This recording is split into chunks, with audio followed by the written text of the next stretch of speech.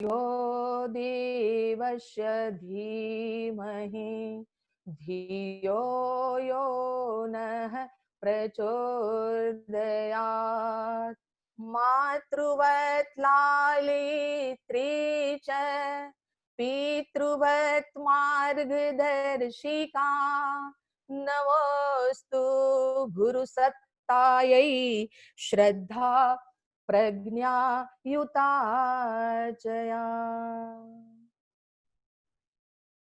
आत्मीय परिजन भाइयों एवं बहनों, परम पूज्य गुरुदेव की सूक्ष्म उपस्थिति में आज हम ऐसी विषम परिस्थिति में भी आज हम अप्रत्यक्ष होते हुए भी प्रत्यक्ष रूप से मिल रहे हैं।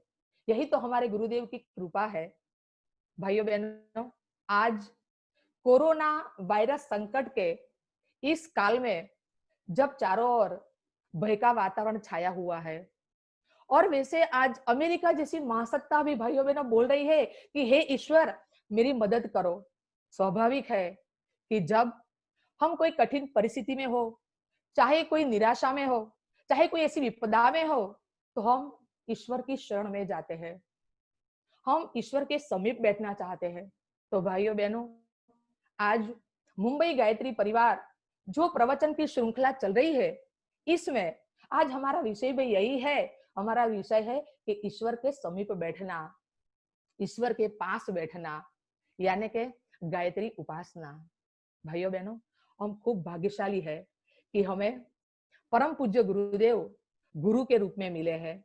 परम पूज्य गुरुदेव ने उपासना, साधना और आराधना तीनों स्वयं की और हमको बताई है। ये तीन धाराएं हैं। गायत्री उपासना, तो उपासना परमात्मा की होती है, साधना स्वयं की होती है और आराधना समाज की होती है।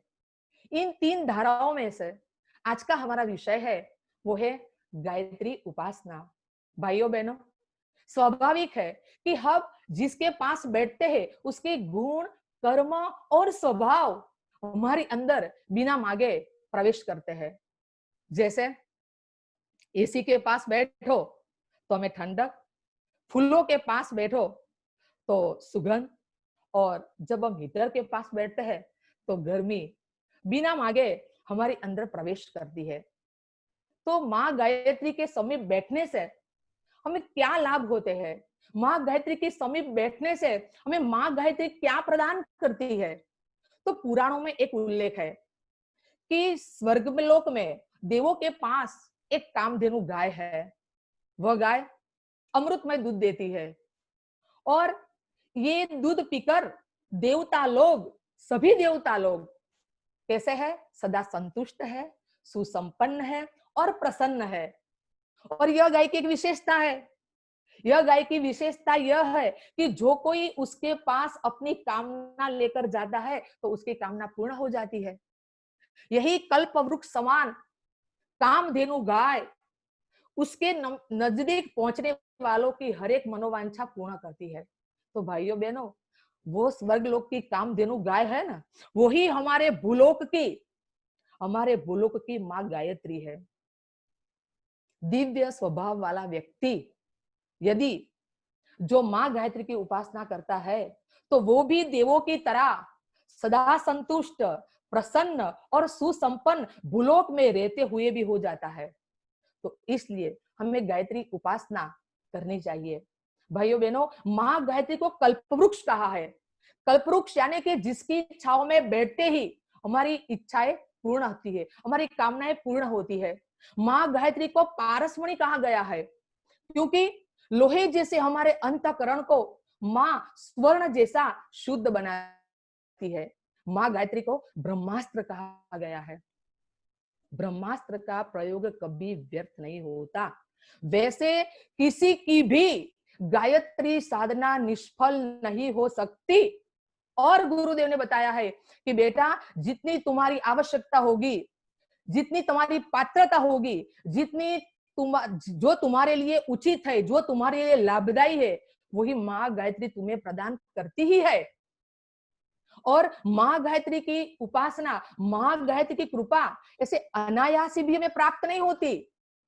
कि माँ की कृपा प्राप्त करने के लिए भी गुरुदेव ने 3 सूत्र बताए हैं। और वो 3 सूत्र कौन से हैं? तो पहली है श्रद्धा, प्रज्ञा और निष्ठा। जब तीनों जागती है तो मीरा के साथ गिरधर नाचते हैं। भाइयों बहनों, माँ काली परमहंस के हाथों से भोजन लेती है। और खुशी की बात तो यह है कि माँ गायत्री परम पूज्य गुरुदेव से पूछती है कि बोल बेटा, मैं तेरे लिए क्या करूं। बस इन श्रद्धा के बल पर परम पूज्य गुरुदेव ने इतना बड़ा गायत्री परिवार खड़ा किया है। भाइयों बहनों, माँ गायत्री की उपासना हम किसके लिए करते हैं? अपने लिए करते हैं। तो माँ गायत्री हमें क्या प्रदान करती है? तो माँ गायत्री हमें आध्यात्मिक और भौतिक दोनों सुख प्रदान करती है। वैसे हम संसार में रहते हैं, आध्यात्मिक सुख तो पहला नंबर का है, और हम क्या चाहते होंगे? हम भौतिक सुख ज्यादा चाहते हैं। हमें भौतिक सुख की लालसा होती है। हमारे पास भी flat, Fiat, phone, fan, furniture हो, हमारे पास भी सब सुविधाओं के साधन हो, ऐसी हमारी कामना रहती है, हमारी लालसा रहती है। तो माँ गायत्री को पता है कि संसार के मानव को क्या चाहिए। तो आध्यात्मिक सुख और भौतिक सुख, दोनों सुख माँ प्रदान करती है। भाइयों बहनों, एक आदर्श माँ होती है ना, वो अपने बच्चे को एकांगी विकास में फैलाना नहीं चाहते, उसका सर्वांगी विकास करना चाहती है। उसे क्या करती है? तो एक माँ अपने बच्चे को संसार में भटकना देना भी नहीं चाहती, और संसार असार है, संसार में रहना नहीं है, ऐसा कह के उसे संसार से पलायन भी होने नहीं देना चाहती। ऐसे ही भाइयों बहनों, माँ गायत्री हमें 2 प्रकार के आध्यात्मिक सुख देती है। और 2 प्रकार के आध्यात्मिक सुख में अथर्ववेद में कहा गया है कि सुता मया वरदा वेद माता प्रचोदयांताम पावमानी द्विजानाम आयु प्राणम प्रजाम पशुम कीर्तिम द्रविणम ब्रह्म वर्चस्वम मह्यम दत्वा व्रजत ब्रह्मलोकम। तो माँ 5 भौतिक सुख हमें कौन से देती है? हम क्यों उपासना माँ की करते हैं? तो परम पूज्य गुरुदेव ने कहा है कि माँ गायत्री के साधक को 5 भौतिक सुख मिलते हैं। वो कौन से हैं? तो आयु, प्राणम, प्रजाम पशुम, कीर्तिम और द्रविणम। तो पांचों में परम पूज्य गुरुदेव कहते हैं कि बेटा, आयु, आज स्वाभाविक मनुष्य की एक महत्वाकांक्षा है कि मनुष्य जीना चाहता है। किसी को ऐसा बोलो कि आपको कितने दिन जीना है, आप क्यों जीने चाहते हो, क्यों जीना चाहते हो, तो ये प्रश्न अटपटा लगेगा। आज हर एक संसार के मानव को जीने की इच्छा है, क्योंकि वास्तविकता तो यही है कि आया है सो जाएगा, राजा रंक फकीर, कई सिंहासन चढ़ गए, कई पाव बन गए जंजीर। सबको आने की खुशी है, किसी को जाने की खुशी नहीं है। किंतु माँ गायत्री हमें आयु प्रदान करती है। और आयु, उसका मतलब क्या होता है? आजीवन युवा रहे हम। ऐसा नहीं कि हम ऐसा वैसा जीवन जिए, हम कैसा जीवन जिए? हम स्वस्थ जीवन जिए, हम निरोगी जीवन जिए। जैसे महर्षि वशिष्ठ, तो हम जानते हैं कि महर्षि वशिष्ठ जो रघुकुल के राजा दिलीप से लेकर भगवान राम तक वो राजगुरु के रूप में रहे। तो इतनी लंबी आयु प्राप्त करना कोई सामान्य बाबत नहीं है भाइयों बहनों। महर्षि विश्वामित्र, तो उनका वर्णन भी, उनके संकेत भी हमें मिलते हैं कि राम के पूर्व से लेकर द्वापर युग तक विश्वामित्र का वर्णन मिलता है। अभी चलो अभी की बात बताए कि गायत्री के प्रखर उपासक आनंद स्वामी, तो आनंद स्वामी अभी भी स्वर्गवासी हुए, 94 साल की उम्र में, बच्चों की तरह स्फूर्ति थी। तो गुरुदेव बताते हैं कि बेटा, आयु तो चाहिए, पर आयु कैसी चाहिए? तो आयु प्राणम, दूसरी विभूति मां प्रदान करती है, प्राणम यानी कि प्राणवान जीवन चाहिए, यानी कि तेजस्वी जीवन। और जो व्यक्ति प्राणवान होता है, वो जहां भी जाए, अकेला भी जाए, तो एक नई फिजा, एक नई उमंग और एक नई चेतना जहां भी जाए वो पैदा कर सकता है। वो अकेला ही चलता है। वैसे प्राणहीन व्यक्ति किसको कहते हैं? जो पड़े रहते हैं, कुछ करना नहीं है, खाना खाओ, पीना पियो और बस ऐश आराम करो। ऐसी जिंदगी नहीं, हमें क्रियाशील जीना है। हमारा एक एक मिनट कीमती है, हमारा एक एक दिन कीमती है।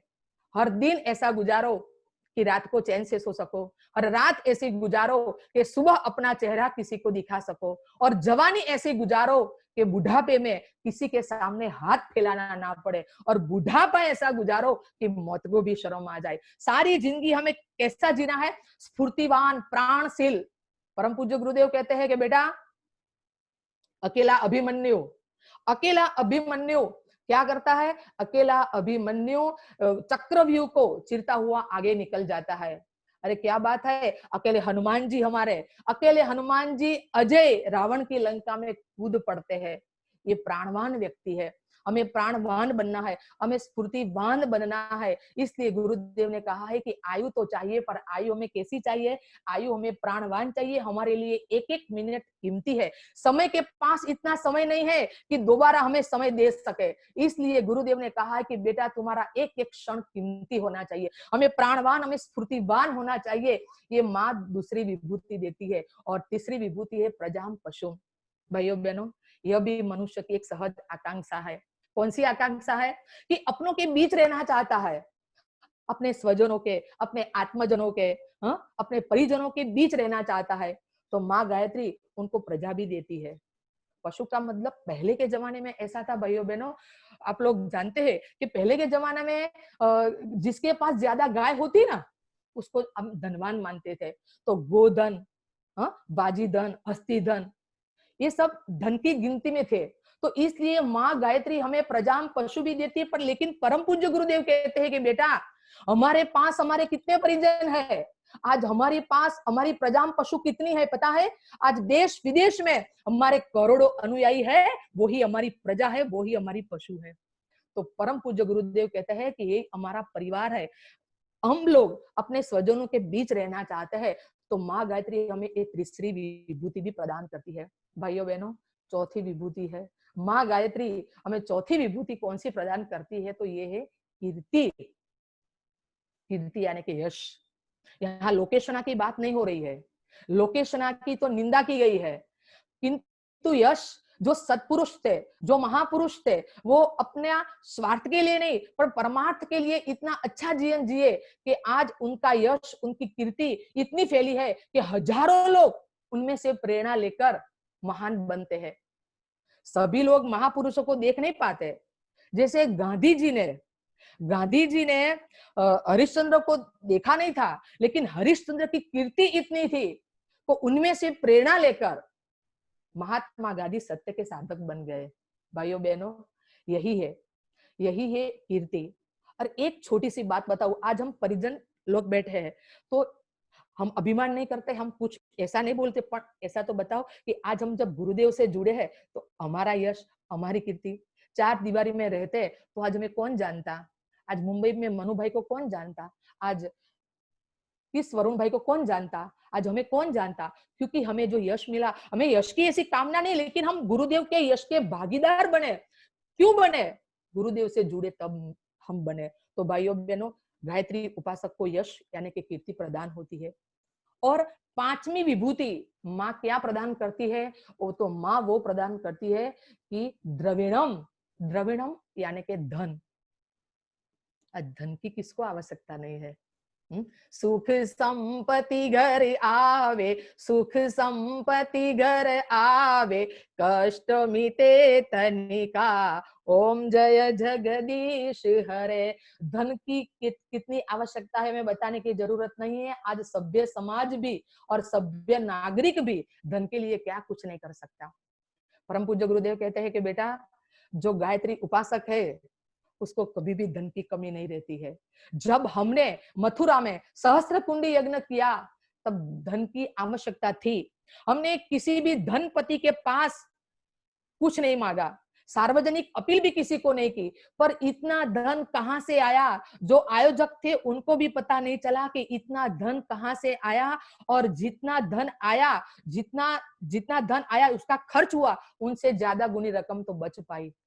भाइयों बहनों, धन की कमी सच्चे साधक को कभी नहीं होती है। आनंद स्वामी ने अपने उपयोगिता के लिए कभी एक भी पैसा दक्षिणा स्वीकार नहीं किया है। महर्षि वशिष्ठ गुरु एक संकेत मात्र से उनके एक संकेत मात्र से संपदा के ढेर लग जाते थे। तो यही है द्रविणम यानी कि धन। भाइयों बहनों, यह 5 भौतिक सुख हमको माँ गायत्री प्रदान करती है। 5 भौतिक सुख, आयु, प्राणम, प्रजाम पशु, कीर्तिम और द्रविणम। 5 सुख हमें माँ गायत्री प्रदान करती है भौतिक। अब दो सुख देती है माँ, और वो है आध्यात्मिक सुख। आध्यात्मिक सुख ये, लेकिन यह तो एक बात है कि 5 सुख प्राप्त करके मनुष्य अपना श्रेष्ठ और संतुलित जीवन जी सकता है, लेकिन माँ गायत्री की गति यहाँ रुकती नहीं है। माँ गायत्री हमें क्या प्रदान करती है? एक दुर्लभ विभूति प्रदान करती है, और वो दुर्लभ विभूति है ब्रह्म वर्चस्व। भाइयों बहनों, ब्रह्म और वर्चस्व, ब्रह्म का अर्थ है अध्यात्म, और वर्चस्व का अर्थ है विज्ञान, जिसमें अध्यात्म और विज्ञान का समन्वय होता है। ब्रह्म वर्चस्व व्यक्ति वो कैसी होती है? ये विभूति दुनिया की सबसे, जितनी भी महान विभूतियां हैं, उनमें से सबसे महत्वपूर्ण जो शक्ति की जाती है, कही जाती है, तो वो यही है, यही ब्रह्म वर्चस्व शक्ति है। और ब्रह्म वर्चस्व मनुष्य महाशक्तिमान ब्राह्मी चेतना से जब जुड़ जाता है, जब जुड़ जाता है, तब वो एक देव मानव और महामानव के रूप में विकसित होता है। भाइयों बहनों, ब्रह्म वर्चस्व व्यक्ति यानी कि मनुष्य असंभव कार्य को भी संभव कर सकता है। महात्मा आनंद स्वामी समग्र भारत के नहीं, लेकिन समग्र विश्व के आर्य समाज के महान संत हो गए। कैसे हो गए? जब बचपन में, जब छोटे थे, तब सभी लोग उसको महामूर्ख समझते थे उनको, पर जब पशु चराने जाते थे तो सबके मार सहन करने पड़ते, सबके अपमान सहन करने पड़ते थे। ऐसी जिंदगी से तंग आकर उन्होंने आत्महत्या करने का विचार किया, आत्महत्या करने पर उतारू हो गए। लेकिन जब आत्महत्या करने निकले, तब बीच में एक महात्मा संत मिल गए, और उन्होंने कहा कि बेटा, माँ गायत्री का आंचल पकड़ लो, माँ गायत्री की उपासना करो, तुम्हारे सब दुख दूर, दर्द सब दूर हो जाएंगे। और घर पे आए और गायत्री उपासना प्रारंभ की। भाइयों बहनों, सुबह में 3 बजे उठते थे, अपनी चोटी में रस्सी बांधकर, रस्सी छत पे बांध देते थे, और जब नींद आती और मस्तक झुकता तो झटका लगता। ऐसी कठिन उपासना से माँ गायत्री की कृपा हुई, और भारत के नहीं लेकिन विश्व के महान संत हो गए। माँ गायत्री ब्रह्म वर्चस्व प्रदान करती है। परम पूज्य गुरुदेव कहते हैं कि बेटा, ब्रह्म वर्चस्व जिस ऋषि के पास थे, उस ऋषि के आश्रम में गाय और सिंह दोनों साथ में रह लेते थे। महान बड़े बड़े सम्राट राजा भी उनके सामने झुक जाते थे। जब विश्वामित्र, पहले तो कौन थे? वो तो क्षत्रिय थे, विश्वरथ राजा थे, लेकिन जब वशिष्ठ के आश्रम में आए तब तो राजा थे। जब वशिष्ठ के आश्रम में आए, तब उनका प्रभाव देखकर, उनकी आक्ता स्वाक्ता देखकर उनके मुंह में से निकल गया, धिक बलम क्षत्रिय बलम ब्रह्म तेजो बलम बलम। और तब से माँ गायत्री का शरण पकड़ लिया, और वशिष्ठ गुरु बन गए, ब्रह्मर्षि बन गए। विश्वरथ राजा क्षत्रिय थे, लेकिन गायत्री उपासना से उन्होंने ब्रह्म वर्चस्व प्राप्त किया। गुरुदेव कहते हैं कि बेटा, हमारे पास भी ब्रह्म वर्चस्व की शक्ति थी, इसलिए तो हमारे एक वाक्य से कई लोगों की जिंदगियां बदल गई, कितने लोगों की जिंदगी की दिशा बदल गई। एक छोटी सी संकल्प में इतने बड़े बड़े महान कार्य हमसे होते थे। वो किस कृपा थी? तो माँ गायत्री के ब्रह्म वर्चस्व की शक्ति थी हमारे पास।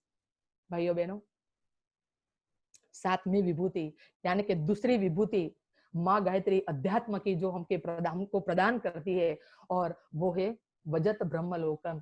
शरीर न रहते हुए माँ हमें कहाँ ले जाती है? माँ हमें ले जाती है ब्रह्मलोक में ले जाती है। तो भाइयों बहनों, माँ गायत्री है, 5 भौतिक सुख, 2 आध्यात्मिक सुख हमें देती है। इसलिए तो माँ गायत्री को समग्र विश्व की माता कहा है, क्योंकि समग्र विश्व के संकटों को दूर करने का जो सामर्थ्य है, तो वो माँ गायत्री में है। इसलिए तो माँ गायत्री को विश्व की माता कहा गया है।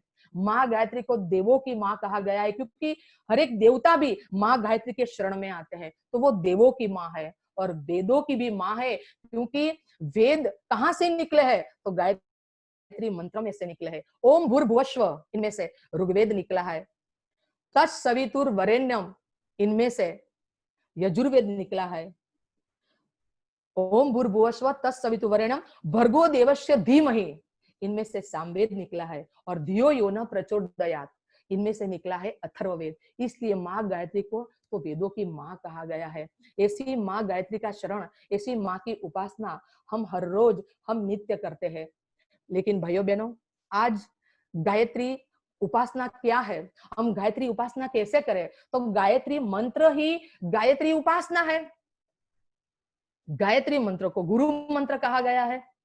क्यों कहा गया है कि पहले तो भारतीय परंपरा थी, इसमें गुरुकुल परंपरा थी, भारतीय संस्कृति में गुरु परंपरा थी। और गुरु परंपरा में जब बच्चे 7-8 साल के हो जाते थे, इतनी आयु में उनको गुरुकुल में भेज दिया जाता था। और गुरुकुल में पहले जनेऊ संस्कार और गायत्री दीक्षा बच्चों को दी जाती थी। इसलिए गायत्री महामंत्र गुरु मंत्र कहा जाता है। भाइयों बहनों, गायत्री मंत्र हम सब करते हैं, हम सब गुरुदेव से जुड़े हैं। लेकिन आज गायत्री मंत्र का अर्थ क्या है, आज मैं आपको बताना चाहती हूँ। तो भाइयों बहनों, 24 अक्षर का गायत्री महामंत्र है। ओम शुरुआत होती है ओम। ओम का अर्थ क्या है? ओम यानी कि परमात्मा का वैदिक नाम है। अ उ म ओम। भूर्भुवः स्वः, भू यानी पृथ्वी लोक, भुवः यानी अंतरिक्ष लोक, स्वः यानी कि स्वर्ग लोक, तीनों लोकों में व्याप्त है। तो तत्स यानी कि ते। आप मुझे प्रश्न पूछोगे कि बेन जी कौन, तीन लोकों में व्याप्त कौन है? तो अगला पद आएगा सवितु। भाइयों बहनों, यही केंद्र बिंदु है गायत्री मंत्र का। हम किससे मांगते हैं? वैसे तो हम गायत्री सदमति का मंत्र है, सदबुद्धि का मंत्र है। दुनिया में वही जरूरी है कि हम किससे मांगते हैं और क्या मांगते हैं। अरे मांगो उसी से जो देख खुशी से और कहे ना किसी से। हम किससे मांगते हैं और क्या मांगते हैं? तो हम किससे मांगते हैं? तो सविता देवता से मांगते हैं। अगला पद हमारा है सवितु। भाइयों बहनों, ये हमारी ब्लैंक लाइन है, इसमें क्या भरना है सवितु में? तो मैं ऐसा बताती हूँ कि गायत्री मंत्र में सवितु पद है। तो सविता यानी कौन? तो सविता यानी भगवान सूर्य का प्राण तत्व, भगवान सूर्य का प्रेरक बल, प्रेरक तत्व। सूर्य तो हमें दिखाई देता है, लेकिन सविता हमें दिखाई देते नहीं है। जैसे शरीर हमारा दिखाई देता है, पर अंदर का आत्मा हमारा नहीं दिखाई देता। आत्मा से यह शरीर चलता है। वैसे ही सारा संसार जो भाइयों बहनों चलता है, तो सविता की शक्ति से चलता है, पर हम देख नहीं पाते सविता को।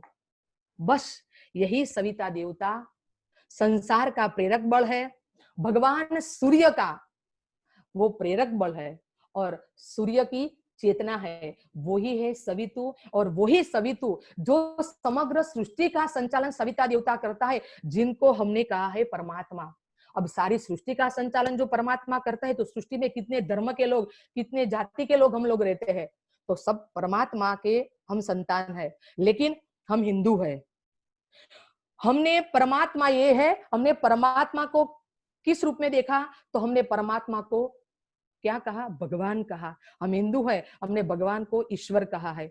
जो मुसलमान है, उन्होंने परमात्मा को क्या कहा? उन्होंने परमात्मा को कहा अल्लाह। क्रिश्चियन हो तो उन्होंने कहा गॉड।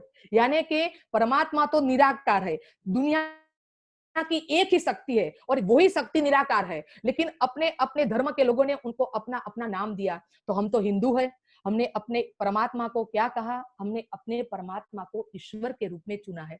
अब हमारी बात करें हम, ईश्वर तो हमारा निराकार है, वो भी निरवयव है, हम भी उनको देख नहीं पाते। लेकिन हमने क्या किया? हमने हिंदू ने इस भगवान को, इस ईश्वर को, किसी ने राम कहा, किसी ने कृष्ण कहा, किसी ने दुर्गा कहा, किसी ने भगवान विष्णु कहा, किसी ने माँ गायत्री कहा। तो भाइयों बहनों, यही पद यही है कि यहाँ सवितु पद में हमारे जो इष्ट देवता है, आप राम को मानते हो, आप कृष्ण को मानते हो, जिनको भी मानते हो, इनका ब्लैंक लाइन में सवितु पद की जगह पे हम किससे मांगना चाहते हैं, यही पद यहाँ हमें भरना है कि हम परमात्मा को माँ गायत्री के स्वरूप में देखते हैं। क्योंकि जो परमहंस है, तो परमहंस थे, रामकृष्ण परमहंस परमात्मा को भजते थे, लेकिन उन्होंने परमात्मा को किस रूप में देखा? परमात्मा को माँ काली के स्वरूप में देखा। अपने गुरुदेव ने परमात्मा को किस स्वरूप में देखा? भगवान को किस स्वरूप में देखा? तो माँ गायत्री के स्वरूप में देखा है। तो इसलिए हम हमारे इष्ट देव का नाम रखते हैं।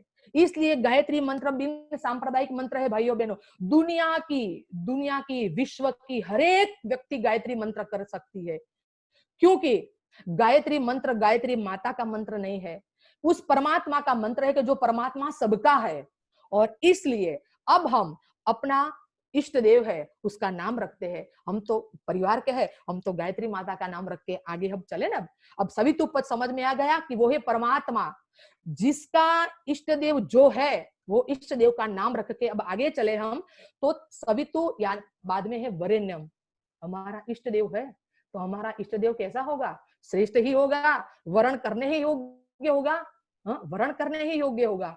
तो जिसका भी जो इष्ट देव है वो कैसा होगा? वर्ण करने होगा। तो हम वर्ण करते हैं माँ गायत्री का, भगवान राम का, भगवान शिव का, जो भी हमारे इष्ट देव है उसका हम वर्ण करते हैं। और जो वर्ण किया है वो हमें कुछ तो देंगे ना, कुछ तो भगवान हमें देंगे। क्या करते हैं भगवान? हमें क्या बनाते हैं? तो भर्गो देवस्य, भर्ग यानी हमें तेजस्वी बनाते हैं। हमारा इष्ट देव है तो हमें तेजस्वी बनाते हैं। और दूसरा क्या करते हैं? देवस्य, हमें कैसा बनाता है? देव स्वरूप बनाते हैं, हमें देवता बनाते हैं।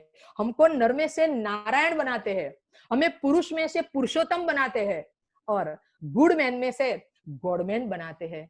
हमारा इष्ट देव है, हमारा परमात्मा है, हमारी माँ गायत्री हमें क्या प्रदान करती है? हमें क्या बनाती है? हमें तेजस्वी बनाती है और हमें देव स्वरूप बनाती है। धीमहि, वो मेरे इष्ट देव को मैं धारण करता हूँ, मैं ध्यान करती हूँ। ऐसे इष्ट देव। अब लास्ट पद अगत्य का है। अब हम क्या मांगते हैं? तो गायत्री मंत्र में सद्बुद्धि मांगी गई है। धियो यो न प्रचोदयात्, धी यानी बुद्धि, यो यानी कि जे, यानी कि इष्ट देव के लिए विशेषता है कि ये जो हमारे इष्ट देव है, धी यानी कि हमारी, धी यानी कि बुद्धि, नह, नह यानी कि हमारी। गायत्री मंत्र हमें इसलिए पसंद आता है कि अकेली मेरी बुद्धि नहीं, अकेले मेरे परिवार की बुद्धि नहीं, लेकिन मेरे समाज की, मेरे राष्ट्र की, मेरे देश की, मेरे विश्व की, सबकी बुद्धि। यो, जे, नह, हमारी, मेरी नहीं हमारी बुद्धि को प्रचोदयात, सन्मार्ग तरफ ले जाए। तो भाइयों बहनों, गायत्री महामंत्र सद्बुद्धि का मंत्र है, सन्मति का मंत्र है। गांधी बापू ने ट्रांसलेशन क्या किया है पता है? ईश्वरे अल्लाह तेरो नाम, सभी को सन्मति दे भगवान। सबको सन्मति दे भगवान, तू अल्लाह हो या ईश्वर हो। आज सद्बुद्धि किसको नहीं चाहिए? दुनिया के हर एक व्यक्ति को सन्मति चाहिए।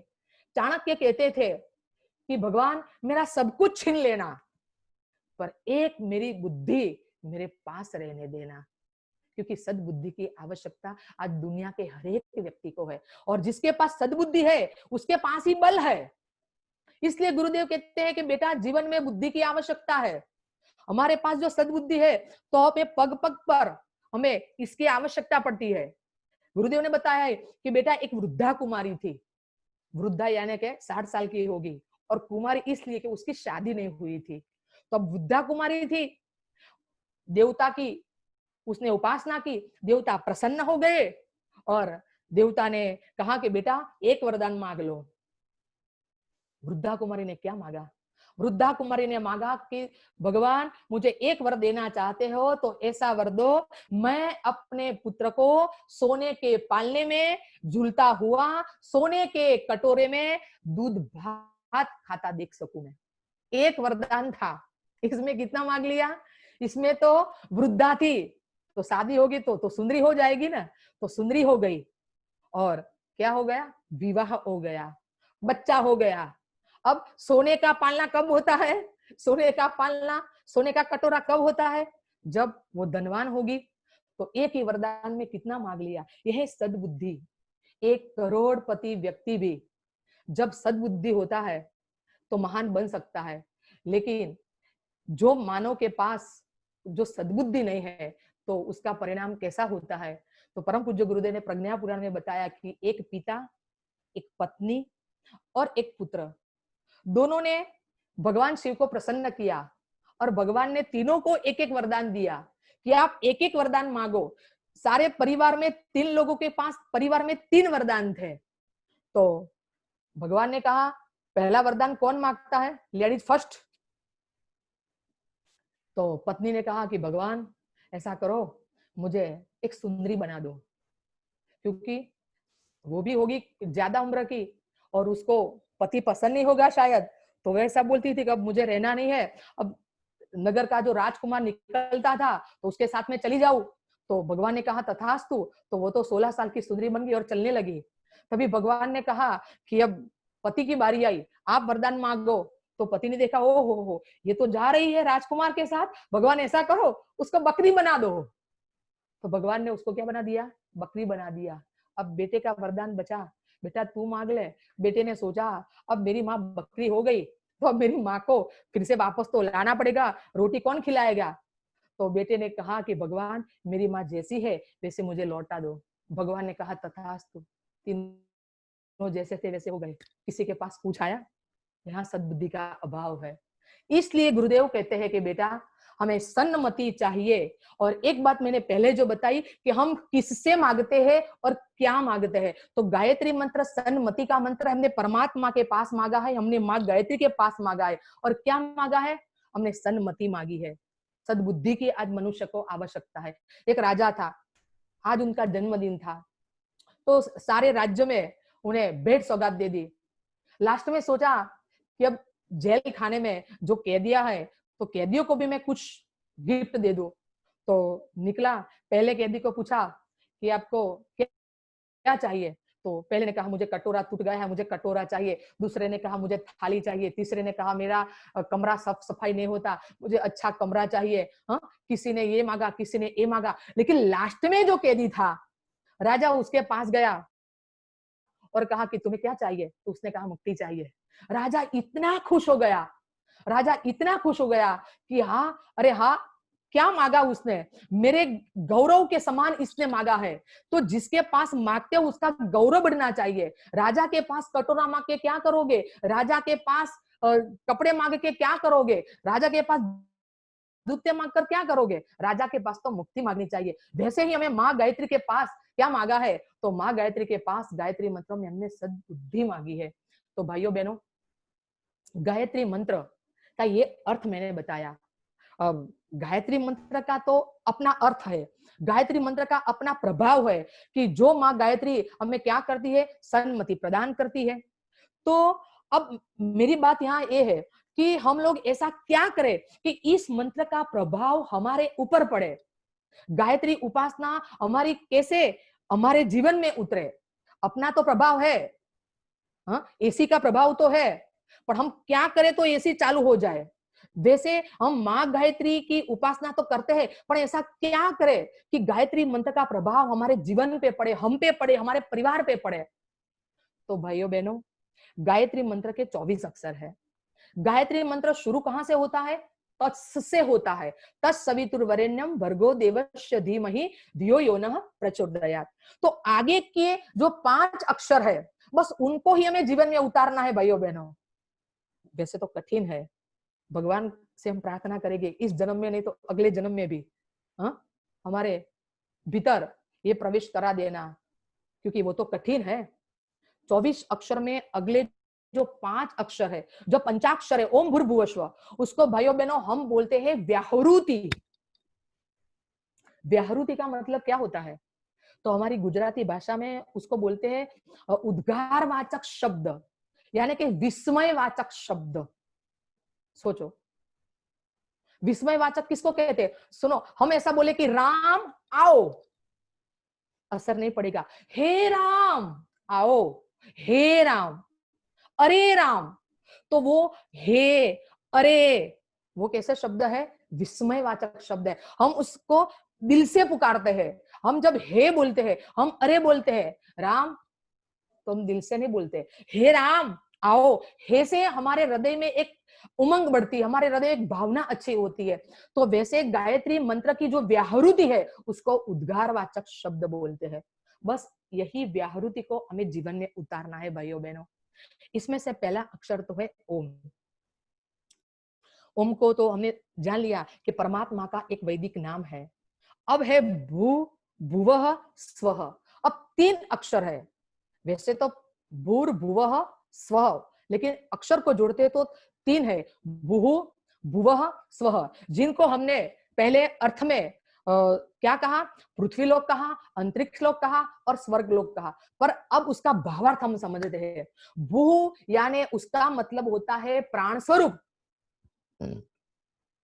परमात्मा कैसा है? परमात्मा प्राण स्वरूप है, परमात्मा प्राण देने वाला है। तो जो व्यक्ति गायत्री उपासना करती है तो उसके जीवन में क्या आना चाहिए? तो ईशावास्यम इदम सर्वम यत् किंच जगत्याम जगत तेन त्यक्तेन भुंजिथा मां गृध कस्यस्विद धनम। समग्र सृष्टि में ईश्वर व्याप्त है, सर्वम खलु इदम ब्रह्म, सारी सृष्टि में परमात्मा है। जो मेरी अंदर परमात्मा है वो ही सबके अंदर परमात्मा है। जो मुझ में राम है वो तुझ में राम है, जो तुझ में राम है वो मुझ में राम है। सभी व्यक्तियों, सभी के अंदर मेरा गुरुदेव बैठा है। मैं किससे द्वेष करूं, मैं किससे ईर्ष्या करूं, मैं किसको अपना दुश्मन मानूं, क्योंकि इसके अंदर भी मेरा गुरुदेव बैठा है, मेरा ही ईश्वर बैठा है। जब ऐसी समदृष्टि हो जाए तो उसको बुहु कहते हैं। क्योंकि परमात्मा प्राण स्वरूप है तो हमें भी प्राण स्वरूप बनना है, हमें भी किसी के प्राणाधार बनना है, हमें किसी के प्राण नहीं लेने हैं, हमें किसी के प्राण नहीं लेने हैं और हमें जीवन में कभी अहिंसा रखनी है, हमें कभी हिंसा नहीं करनी है, हम किसी के प्राण के आधार बन सके। और इसलिए परम पूज्य गुरुदेव ने कहा है कि जिस दिन बुह बुहु अपने हृदय में उतर जाएगा तो सब दृष्टि हो जाएगी। सर्वम खलु इदम ब्रह्म। कौन मेरा दुश्मन है? कोई मेरा दुश्मन नहीं है, सब में अंदर मेरे ही ईश्वर का प्राण तत्व बैठा हुआ है। कस्तूरी कुंडल बसे मृग ढूंढे बनुमाय, ऐसे घट घट राम है, जान सके तो जान रे मनिभा, जान सके तो जान। घट घट में एक ही राम है, तत्र क मोह तत्र क शोक। मैं किसका मोह करूं, किसका शोक करूं, सब मेरे ही है। यह बुहो का अर्थ है भाइयों बहनों। ये जब जीवन में उतर जाए तो बुवह बाद में आता है बुआ। जो मनुष्य बुह को समझ लेता है वो बुवह को पा लेता है। गुरुदेव ने बताया है बुह को जो समझ लेता है वो बुवह को प्राप्त कर लेता है। तो बुवह का अर्थ क्या है? बुवह का अर्थ है हमारा परमात्मा कैसा है? तो हमारा परमात्मा दुख नाशक, हमारा परमात्मा दुख नाशक है। दुखों की कोई गिनती होती है? दुनिया में हर एक व्यक्ति दुखी है। मत सोचो कि हम सब सुखी है। कबीर जी ने तो बोल दिया है ना, भूप दुखी अवधूत दुखी, दुखी रंग विपरीत।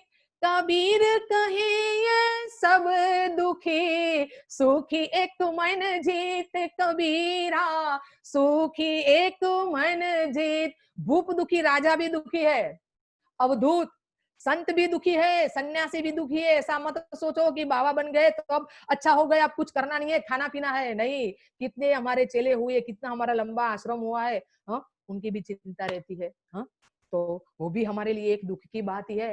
रंग तो बेचारा दुखी है ही, गरीब तो दुखी है और धनवान भी दुखी है। ऐसा मत सोचो कि बंगले वाले बहुत सुखी है, फ्लैट पियाट फोन वाले भी बहुत सुखी नहीं है। उसको पूछो कि उनको भी रात को सोने के लिए कंपोस्ट की गोली खानी पड़ती है। हाँ, दुनिया में सब दुखी है, सुखी एक मन जीत, जिसने अपने मन को जीत लिया है वो दुनिया में सुखी है। इसलिए गुरुदेव बताते हैं कि बेटा दुखी की कोई गिनती नहीं होती है। लेकिन जब भुव का अक्षर हम बोलते हैं, भुव शब्द हम बोलते हैं तो हम ऐसा सोचेंगे कि हमारा परमात्मा हमारे दुख को दूर कर देगा। और भाइयों बहनों विश्वास रखो, ये पल भी बीत जाएगी। दुनिया में कोई सुखी नहीं है। कठिन परिस्थितियां तो आती ही रहती है जीवन में, संघर्ष तो आते ही रहते हैं। जैसे रात और दिन एक समय के पहलू है, वैसे ही सुख और दुख जीवन रथ के चक्र के वो एक पहलू ही है। तो इसलिए हमें कठिन परिस्थितियों से घबराना नहीं है। माँ गायत्री बोलती है कि बेटा मेरी उपासना करो, तुम्हारे दुख की ये पल भी, तो हमारा परमात्मा दुख नाशक है। हम जब जिस दिन हम सबके अंदर एक प्राण तत्व देखेंगे, सबके अंदर हमारा राम देखेंगे, उस दिन हमारे लिए कोई दुख नहीं होगा। इसलिए हमारा परमात्मा कैसा है? हमारा परमात्मा दुख नाशक है।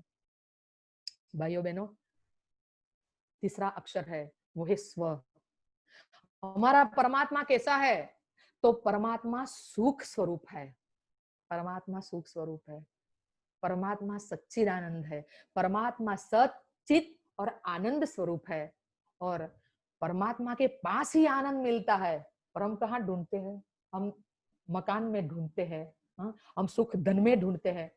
बाजार में निकले तो कितनी भी दुकानें हैं, उसमें बोर्ड में लिखा होता है कि यहाँ दवाइयाँ मिलती है, यहाँ मिठाइयाँ मिलती है, यहाँ कपड़े मिलते हैं, यहाँ जूते मिलते हैं। कहीं कोई दुकान पे ऐसा बोर्ड देखा कि यहाँ आनंद मिलता है? आनंद बाजार में नहीं मिलता। आनंद किसके पास मिलता है? परमात्मा के पास मिलता है। ईश्वर के समीप बैठने से हमें आनंद मिलता है, वहां हमें सुख मिलता है। परमात्मा तो सच्चित आनंद स्वरूप है, पर इसकी कृपा हम पर, उनकी कृपा हो तब मिलेगी। खजाने में तो चाहे कितने भी रत्न है, लेकिन खजाने वाला हम देंगे, देना चाहे तब हम हमें रत्न मिलते हैं ना। वैसे ही परमात्मा तो आनंद स्वरूप है, लेकिन उसकी बिना, उसकी कृपा बिना हमें आनंद भी नहीं मिल सकता। हम हर रोज गाते हैं ना, विधाता तू हमारा है, तू ही विज्ञानी दाता है। भगवान ही विज्ञान दाता है। बिना तेरी कृपा नहीं कोई आनंद नहीं पाता। जब उनकी कृपा नहीं होती ना, तब हमें आनंद नहीं मिलता। भाइयों बहनों, परमात्मा सुख स्वरूप है। इसलिए हमें गुरुदेव कहते हैं बेटा सुखी रहो और दूसरों को सुखी बनाओ, तो आप स्वयं सुखी बन जाओगे। हम हर रोज प्रार्थना करते हैं, सर्वे भवन्तु सुखिनः, सब सुखी हो जाते हैं। जब सब सुखी हो जाते तो इतने मंदिर मस्जिद, हाँ, बंद नहीं हो जाते, प्रार्थनाएं बंद हो जाती ना। सर्वे भवन्तु सुखिनः, सर्वे सन्तु निरामया, सभी लोग स्वस्थ रहते हैं। जो सभी लोग स्वस्थ रहते हैं तो इतने हॉस्पिटल, इतने दवाखाने कहाँ जाते? हाँ? हम बोलते हैं सर्वे सन्तु निरामया, सर्वे भद्राणि पश्यन्तु। हम क्या बोलते हैं? सर्वे भद्राणि पश्यन्तु, सब लोग कल्याणकारी देखे सबको। और सब कल्याण देखते हैं हमारा? नहीं। पर गुरुदेव कहते हैं बेटा क्रिया की प्रतिक्रिया होती है। जब हम किसी के बारे में अच्छा सोचेंगे ना, हम किसी के बारे में जब अच्छा सोचेंगे, तो जिसके बारे में हम अच्छा सोचते हैं उसकी तो गारंटी नहीं है हमारे पास, पर हम अच्छे बन जाएंगे। दूसरों की सुख के लिए हम जितना सोचते हैं उसकी हमें गारंटी नहीं है कि वो सुखी बने या नहीं बने, पर लेकिन हमारी सोच ऐसी है कि सब सुखी बने, तो सबकी तो गारंटी नहीं है, लेकिन हमारी गारंटी है कि हम सुखी हो जाएंगे। क्योंकि इंसान जैसा सोचता है वैसा ही बनता है, गुरुदेव ने कहा है। जब हम दूसरों की अच्छी सोच रखेंगे दूसरों के लिए, तो भगवान हमारा अच्छा करेंगे। तो परमात्मा कैसा है? परमात्मा भाइयों बहनों सुख स्वरूप है। ऐसे परमात्मा को हम भूर भुवः स्वः, यानी कि तीन जो व्याहृति है जो हमारे जीवन में उतर जाए, तो भाइयों बहनों हमारा जीवन धन्य हो जाता है। तब हमें गायत्री का जो प्रभाव है, मंत्र का प्रभाव है, हमारे जीवन में उतरता है। और माँ गायत्री हमें कभी भी निराश नहीं करती है। माँ गायत्री की उपासना करने वाला साधक जो सच्चे हृदय से और दिव्य स्वभाव वाला, आहार विहार को देखने वाला और निर्मल स्वभाव वाला इंसान जब गायत्री उपासना करता है, तो माँ गायत्री अपने साधक को कभी निराश नहीं करती। भाइयों बहनों, माँ गायत्री हमें कहती है कि बेटा आओ, लेकिन सच्चे हृदय से आओ, शुद्ध भावना से आओ, पवित्र भावना से मेरे पास आओ। हर रोज नियमित हम साधना करते हैं, तो हमारा समय भी निश्चित होना चाहिए, हमारा स्थान भी निश्चित होना चाहिए, हमारे मंत्र की गति भी नियत होनी चाहिए। और माँ गायत्री कभी निराश नहीं करती है। जब ये सत्य घटना है ईरान की, ईरान का बादशाह जब वो राज सिंहासन पर बैठा था, तब एक फकीर आया। तो फकीर जब आया उसके द्वार पे, तो फकीर ने पहरेदार को बोला कि मैं एक गरीब, मैं एक कंगाल, मैं एक अभावग्रस्त, मैं एक अज्ञानी फकीर हूं, मुझे राजा से मिलना है। तो पहरेदार ने सोचा कि फकीर लगता है जो मैं राजा को समाचार नहीं दूंगा तो वह अल्लाह बला कुछ कर देगा, मुझे तो राजा को बोलना ही है। तो पहरेदार राजा के पास गया और कहा कि राजा आज कोई फकीर आया है और आपसे मिलना चाहता है। आज राजा खुश में थे। राजा ने कहा ले आओ उनको। और जब फकीर को लेकर पहरेदार राजा के पास आया, अब तक फकीर बोला कि राजा मैं एक श्रीमंत, मैं एक धनवान, मैं एक ज्ञानी और मैं एक श्रेष्ठ फकीर हूं। बीच में से पहरेदार ने टोक दिया कि मत बोलो, राजा ये झूठ बोलता है। वो बाहर ऐसा बोलता था कि मैं कंगाल हूं, मैं अभावग्रस्त हूं, मैं गरीब हूं। अब तुम्हारे पास आने के बाद उनकी भाषा तो बदल गई। राजा ने कहा कि फकीर, तुम दो बातें क्यों करते हो? जो कहना है वो साफ साफ कहो, तुम कौन हो? तब बहुत अच्छा जवाब एक फकीर देता है। फकीर कहता है कि राजा, जब मैं तेरे दर पे था, जब मैं तेरे दर पे था, तब मैं अभावग्रस्त था, तब मैं गरीब था, तब मैं अज्ञानी था। लेकिन तेरे पास आया तो मैं श्रीमंत हो गया, मैं ज्ञानी हो गया, मैं धनवान हो गया, मैं महान हो गया। क्योंकि तेरे पास आने के बाद भी जो मैं कंगाल रहता, मैं अभावग्रस्त रहता, मैं अज्ञानी रहता, मैं भिखारी रहता, तो तेरा ईरान का तख्तो ताज शर्म से झुक जाता। अरे तेरा मुगट शर्म से झुक जाता। तेरे पास आने के बाद मैं श्रीमंत हो गया। तो भाइयों बहनों, एक राजा के पास पहुंचने से एक फकीर क्या से क्या बन जाता है। तो हमने जिसका पल्लू पकड़ा है वो तो माँ गायत्री है। हाँ? तो माँ गायत्री के पास बैठने से हमें क्या नहीं मिलता? हर दिन माँ गायत्री की कृपा, हर रात माँ गायत्री की कृपा हम पर बरसती है। लेकिन माँ गायत्री हमारी जो पात्रता है, हमारे लिए जो योग्य है, हमारे लिए जो उचित है, माँ गायत्री हमें प्रदान करती है। तो भाइयों बहनों, यह है गायत्री उपासना में गायत्री मंत्र का अर्थ। अब एक प्रश्न सबका रहता है कि भी गायत्री उपासना तो हम करते हैं, लेकिन कोई ऐसा बोलते कि स्त्रियों से गायत्री मंत्र नहीं होता है। तो भाइयों बहनों, विश्वामित्र ने घोषित किया है कि गायत्री महामंत्र दुनिया की हर एक व्यक्ति कर सकती है। इसमें स्त्री भी है, पुरुष भी है। कई लोग ऐसा कहते हैं कि गायत्री मंत्र शापित है। भाइयों बहनों, वशिष्ठ और विश्वामित्र, उनका शाप लगा हुआ है, सभी लोग बोलते हैं। कई लोग से हमने बात भी की। तो वैसे उनके समाधान के दो पहलू है। एक बात तो यही है कि गायत्री मंत्र, उस पर वशिष्ठ और विश्वामित्र का शाप की जो बात है, वो एक प्रतीक है। वो एक प्रतीक है, क्योंकि गायत्री महामंत्र वो व्यक्ति, कोई अवतारी चेतना ही कर सकती है। क्योंकि जो वशिष्ठ हो, वशिष्ठ यानी कि सभी इंद्रियों को जिसने वश में किया है, और जो विश्वामित्र हो यानी कि जो समग्र विश्व का मित्र बने, वो व्यक्ति गायत्री मंत्र को बाहर निकाल सकता है। वैसे दूसरी बात यही है कि लोग कहते हैं कि गायत्री मंत्र लॉक है, क्योंकि वेद हमारे 4 है। ये गायत्री मंत्र ऋग्वेद का मंत्र है। ऋग्वेद के 10वें मंडल में 62वें सूक्त में 10वां मंत्र है। और कोई ऐसा बताते हैं, सभी लोग बताते हैं कि गायत्री मंत्र भी ऐसे गायत्री मंत्र अंदर ही था, लेकिन गुरुदेव ने बाहर निकाला है, क्योंकि गायत्री मंत्र ने 24 लाख के 24 महापुरुष चरण किए। जो कोई अवतारी चेतना 1.25 करोड़ गायत्री महामंत्र करती है, तो वो मंत्र को बाहर निकाल सकती है। तो भाइयों बहनों, हमारे परम पूज्य गुरुदेव ने 5,76,00,000 यानी करीब इतने ही मंत्र परम पूज्य गुरुदेव ने किए हैं। तो गुरुदेव ने गायत्री मंत्र को जन जन तक पहुंचाया, जो बंद था। इसलिए गुरुदेव कहते हैं ना कि यज्ञ और गायत्री माता को मुक्ति हमने दिलाई है, यानी कि गायत्री मंत्र को मुक्ति हमें दिलाई है। इसलिए गायत्री मंत्र आज जन जन तक पहुंच गया है। इसलिए हमें गर्व करना है भाइयों बहनों। तो गर्व किस पर करना है? परम पूज्य गुरुदेव पर करना है। हमें अभिमान यदि जो करना है, तो हमें अभिमान यही करना है कि हम कौन है? हम पंडित श्री राम शर्मा आचार्य के शिष्य है। इसलिए हमें गर्व होता है कि गायत्री महामंत्र हमने गुरुदेव ने आज जन जन तक, परम पूज्य गुरुदेव ने पहुंचाया है। भाइयों बहनों, आज जो विषम परिस्थिति चल रही है, तो सभी की नजर आज गायत्री परिवार पे है। सच बताऊं तो, क्योंकि हम जयघोष में बोलते हैं 21वीं सदी उज्जवल भविष्य। सब लोग बोलते हैं कि तुम्हारे गुरुदेव कहते हैं कि 21वीं सदी उज्जवल भविष्य, अब क्या होगा, अब क्या होगा? गुरुदेव ने कहा है कि बेटा होगा तो सतयुग, 21वीं सदी उज्जवल भविष्य, सतयुग आएगा। पर कैसे आएगा, कब आएगा, वो हमें पता है। और भाइयों बहनों, गुरुदेव ने तो युग निर्माण करके ही रखा है। जब महाभारत का युद्ध पूरा हुआ ना, तब अर्जुन भगवान कृष्ण के पास गए और बोले कि मैंने कितने महारथियों को मारा। मैंने कितने महारथियों को मारा, मैंने विजय प्राप्त कर लिया। तब भगवान कृष्ण ने कहा कि बर्बरिक से पूछो कि तुमने कितने महारथियों को मारा। भाइयों बहनों, बर्बरिक कौन था? भीम का पौत्र था। भीम का पुत्र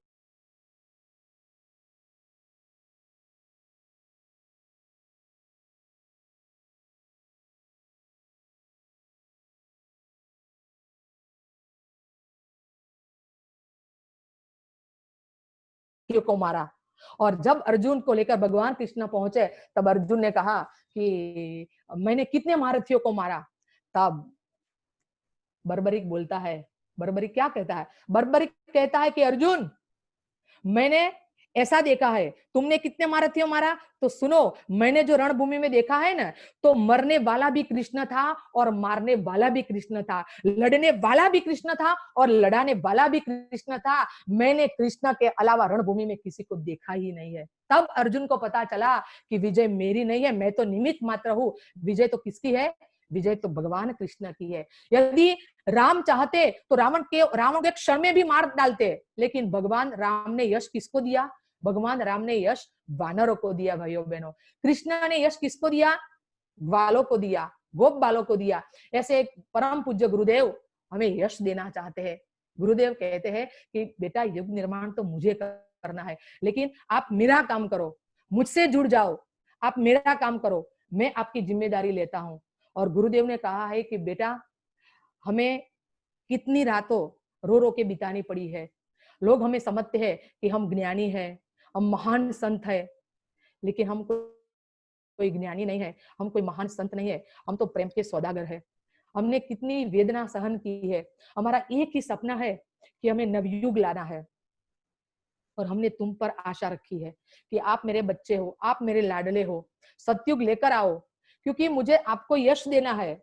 परम पूज्य गुरुदेव ने कहा है कि बेटा, जब एक बच्चा मेला नहीं देख सकता तो बाप उसे कंधे पे बिठा के मेले की सैर कराता है, वैसे मैं भी आपको अपने कंधे पे बिठाकर सारी दुनिया की सैर कराऊंगा। लेकिन आप मेरा काम करो, मुझसे जुदा मत होना। एक भी परिजन जब गुरुदेव से अलग होता है तो गुरुदेव को बहुत कष्ट होता है।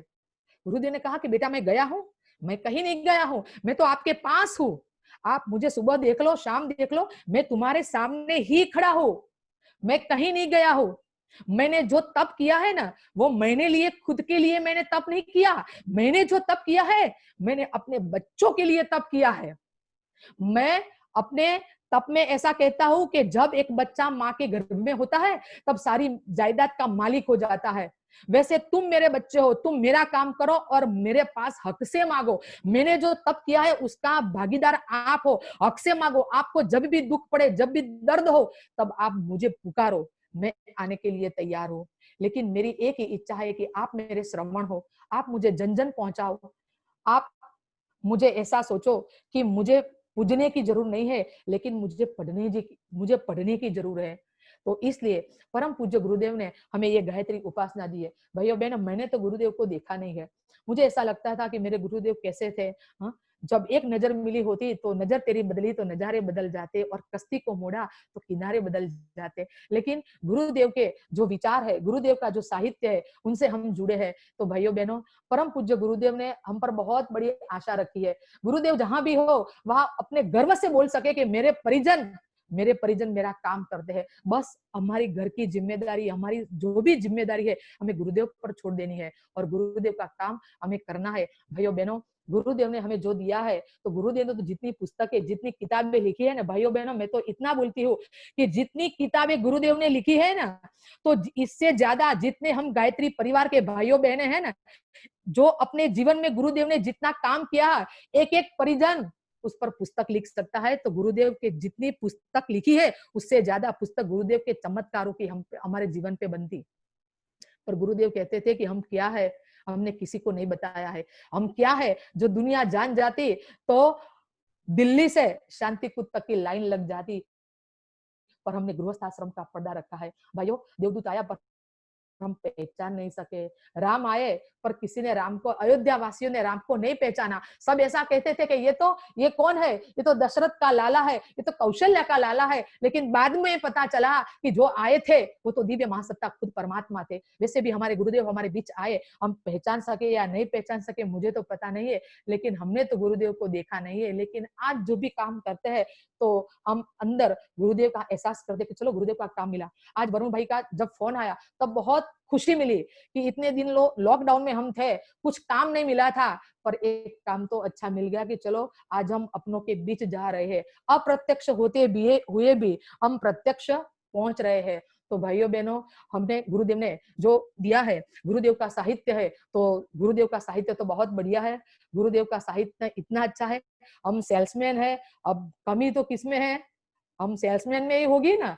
बाकी जब भी कोई भी व्यक्ति टीवी पे जब भी कोई गायत्री मंत्र बोलता है तब हमारे रोंगटे खड़े हो जाते हैं कि ये तो हमारा गायत्री मंत्र है। हाँ, हमारे गुरुदेव के जो विचार कोई बोलता है तो हमारे रोंगटे खड़े हो जाते हैं कि ये तो हमारे गुरुदेव के विचार है। तो गुरुदेव ने तो लास्ट में कहा कि बेटा मुझे काम तो करवाना है, तुम नहीं करोगे तो और कोई कर लेगा, लेकिन काम तो मेरा होके रहेगा। तो भाइयों बहनों, अंत में समय तो हो चुका है। मेरी इतनी ही प्रार्थना है कि हम सब गुरुदेव से जुड़े और गायत्री महामंत्र हम हर रोज करते हैं, थोड़ा चेंज करके अपनी आत्मा को पवित्र करके।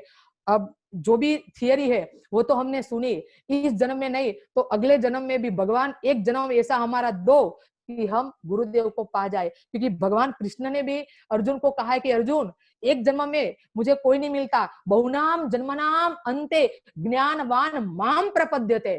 अनेक जन्मों के बाद मीरा मीरा होती है, नरसिंह नरसिंह होता है और तुलसी तुलसी होते हैं। एक जन्म में मीरा मीरा नहीं बन सकती। वैसे हमारे कितने भी जन्म हो जाए और एक बार गुरुदेव की कृपा हम पर हो जाए, ऐसी भावना के साथ हमें हर रोज गायत्री महामंत्र करना है। इसी भावना के साथ आज वरुण भाई का मैं खूब खूब धन्यवाद देती हूँ। मनु भाई को मैं पहचानती नहीं हूँ, लेकिन अपरोक्ष रूप से भी उनका मैं अभिवादन करती हूँ। और हमारे चाणस माँ के गायत्री परिवार के जो मुंबई जो रहते हैं वो हमारे गोविंद भाई, इन्होंने मुझे ये चैनल दी, तो उनका भी मैं आभार व्यक्त करती हूँ। और आप सबको मेरा जय गुरुदेव। खूब खूब धन्यवाद दीदी। आपने गायत्री को कैसे जीवन में उतारते हैं, गायत्री का मीनिंग क्या है, गुरुजी ने क्या लिखा है, शास्त्रों में क्या लिखा है, इतना सरल भाव से, इतना मर्मज्ञ वे से आपने हमको बताया दीदी। आपका खूब खूब धन्यवाद। और मैं सभी परिजनों का भी धन्यवाद कहता हूँ कि आपने इतना ध्यान से सुना और दीदी ने इतना सरल वे से हमको बताया है गायत्री मंत्र का मीनिंग, गायत्री उपासना कैसे उसको उतारा जाए, गुरुजी ने क्या किया और गुरुजी कैसे हमारे साथ हैं और उन्होंने हमको कैसे गायत्री मंत्र दिया। तो मैं दीदी का खूब धन्यवाद करना चाहता हूँ। मैं पूरी गुजरात टीम का भी, जिगर भाई का भी खूब खूब धन्यवाद करना चाहता हूँ कि उन्होंने गुजरात के सारे परिजनों को जोड़ा। तो मैं जिगर भाई को अनम्यूट करता हूँ, वो अपनी ओर से 2 शब्द कहें। जिगर भाई।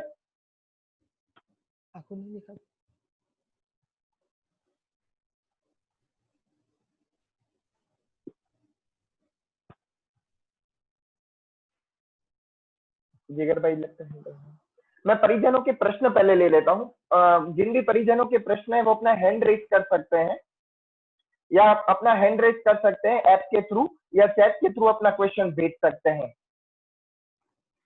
परिजनों के मैसेज आ रहे हैं कि ये लेक्चर की रिकॉर्डिंग आपको मिल जाएगी। ये मुंबई अश्वमेध के यूट्यूब चैनल पर मिल जाएगी और ये मुंबई अश्वमेध के फेसबुक चैनल पर भी आपको, ये अभी भी लाइव चल रहा है। कई परिजन इसको फेसबुक पे भी लाइव देख रहे हैं देश विदेश के, और आपको इसको मुंबई अश्वमेध चैनल पर मिल जाएगा और मुंबई अश्वमेध के यूट्यूब चैनल पर भी मिल जाएगा। तो इसकी रिकॉर्डिंग हमने पूरी की है और यूट्यूब पे अपलोड कर देंगे और फेसबुक पे अवेलेबल है। तो जो भी परिजन प्रश्न पूछना चाहते हैं, जो हैंड रेज किए हैं, उनको मैं अनम्यूट करता हूँ। तीर्थ जी, आपको मैं अनम्यूट कर रहा हूँ, आप अपना प्रश्न पूछ सकते हैं। तीर्थ जी। हेलो। हाँ, पूछिए। हिम्मतनगर से डॉक्टर एएस अपर्णा जी, हिम्मतनगर से अपना प्रश्न पूछिए।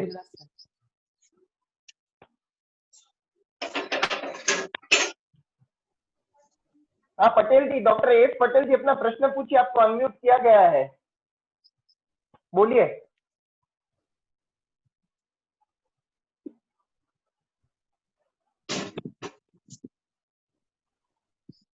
इनका दीदी मैं चैट के प्रश्न लेना चाहूंगा। ममता दीदी। हाँ बोलो बोलो। हाँ, चैट में एक प्रश्न आया है कि गायत्री उपासना में गुरुजी ने 3 चीज कही है। क्या लिखा है? नियत संख्या, नियत समय और नियत स्थान। इसका मतलब क्या होता है गायत्री उपासना में? अच्छा, गुरुजी ने 3 हाँ, रूल्स बताए, नियत संख्या, नियत समय और नियत स्थान। तो ये क्या है, इसका क्या प्रभाव पड़ता है? अच्छा। अ, भाइयों बहनों, जो हमारा नियत समय होता है, नियत स्थान होता है, कोई बड़ी बात नहीं है। हम परिजन सब उठते ही 5 बजे, तो जैसे हम 5 बजे उठते हैं, तो हम 5:30 बजे आज बैठे, हर रोज बैठे, तो एक ओरा होता है, एक चक्र बनता है हमारे पास। क्या कि हर रोज जैसे हम 99 से गायत्री परिवार में मैं जुड़ी हूँ, तब से लेके आज तक जो गायत्री मंत्र हम करते हैं, तो कोई दिन ऐसा होता है कि समय थोड़ा आगे पीछे हो जाता है, लेकिन जब एक चक्र बनता है, एक ओरा बनता है, जिसके कारण से हमारे मस्तिष्क में परम पूज्य गुरुदेव कहते हैं कि बेटा जो नियत समय होगा, तो आज कैसा हो, आज हम 5 बजे उठे, कल हम 6 बजे उठे। वैसे तो हम जहां भी जाए, कहीं भी, चलो हम हरिद्वार गए, तो हरिद्वार जाते वक्त हम तो ट्रेन में बैठे हैं, अब हम क्या करेंगे, तो 5 बजे तो नहाना धोना तो है नहीं, पर गुरुदेव ने कहा है कि बेटा मानसिक एक ओरा बनाना है हमें, कि हर रोज नियत समय में। और हमारी कितनी माला होती है, हमारी 10 माला होती है, 11 माला होती है, 15 माला होती है। वैसे तो गुरुदेव बताते भी है, कई बार 3 माला सब लोग करते हैं, 5 माला तो हमें आवश्यक करनी ही चाहिए। गायत्री मंत्र के उपासक है, तो 5 माला तो हमें हर रोज नित्य समय पे करनी ही है। तो जैसे हम हर रोज एक चक्र में करते, एक चक्र बनता है हमारा, इसलिए वो हमें ज्यादा फलदायी मिलती है। हमें हमारे लिए वो नियत रूप में करने से हमें क्या मिलता है, एक चौक्कस प्रकार का लाभ मिलता है। जैसे पता है कि एक मुसलमान भाई थे, और हर रोज नमाज पढ़ते थे, और नमाज पढ़ते पढ़ते जो जगह थी वहां एक खड्डे पड़ गए थे। तो वो कैसा बताते हैं कि भाई ईश्वर ने, अल्लाह ने मेरी नमाज कबूल की हो या न की हो, मुझे उससे परवाह नहीं है, लेकिन मेरी नमाज अल्लाह को पता है। ऐसे ही हमें ऐसा करना है कि हमें फल पे आशा रखनी है, हमें हर रोज नियमित क्रम से जो हम करेंगे, तो उसका एक वाइब्रेशन होगा, एक चक्रव्यूह बनेगा, इसलिए हमें अच्छी तरह से उसका लाभ मिल सकता है। इसलिए नियत समय होना चाहिए, इसलिए मैं बोलती हूँ। और दूसरा जप प्रश्न? के साथ एक संतोषी दीदी ने पूछा है कि जप के साथ ध्यान, गुरुजी ने हमेशा कहा है जप के साथ ध्यान करना चाहिए, उसका क्या हाँ, सिग्निफिकेंस है और ध्यान क्या करना चाहिए? हाँ, हाँ। तो परम पूज्य गुरुदेव ने नाद योग भी दिया है। नाद योग के साथ भी हम ध्यान ध्यान में ऐसे क्या है कि जब हम बैठते हैं, तो ध्यान में हम क्या बोलते हैं, गायत्री महामंत्र बोलते हैं। ध्यान से क्या होते हैं, हम एकीकरण हमारा होता है।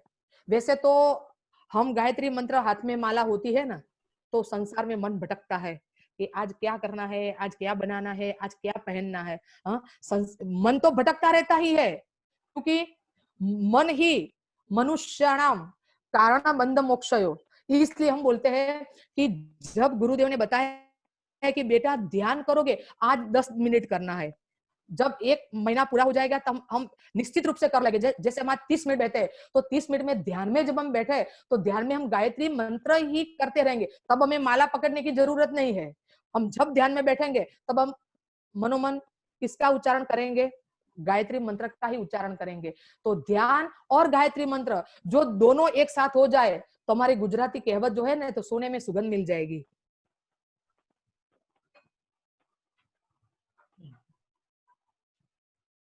अगला प्रश्न के लिए मैं महेंद्र भाई पटेल को अनम्यूट करना चाहूंगा। उससे पहले 3-4 चैट में क्वेश्चन आए हैं कि मुंबई में लॉकडाउन है।